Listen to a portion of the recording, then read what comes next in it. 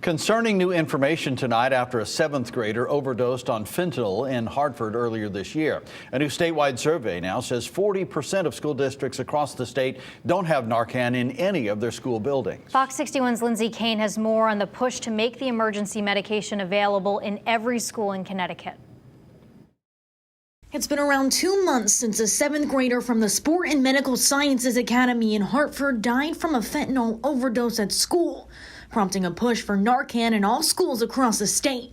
But a new survey finds still not every district has the life-saving medication. 178 schools took part in the survey from the State Department of Education, which found only 60% of school districts in Connecticut have Narcan in at least one school building.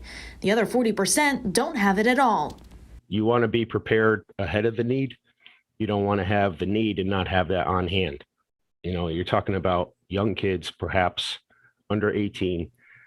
This could be an accidental overdose, and you have to wait extra minutes for first responders to get there. Drug prevention advocate Jeff McKenna says the need for Narcan in schools has intensified over the years, and the tragedy in Hartford serves as a stark reminder of the dangers students can be exposed to. It should be in every school because you never know. And Hartford certainly highlighted that.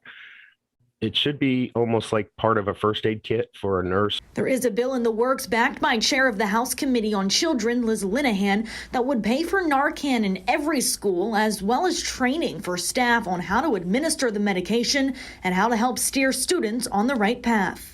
These overdoses can happen the first time you come in contact with something. So there may not be that ability to intervene because you see someone going down that path. It could be just a minuscule amount the very first time you come in contact with it. In Hartford, Lindsay Kane, Fox 61 News. And as Lindsay mentioned, one Hartford student sadly died in January from a fentanyl overdose at school, and 2 others were also hospitalized from coming in contact with the drug. Now, we reached out to the Hartford Public School District, which released a statement saying, in part, we have Narcan nasal spray available at every school with multiple staff trained in how to recognize the signs and symptoms of opioid overdose and administer the medication.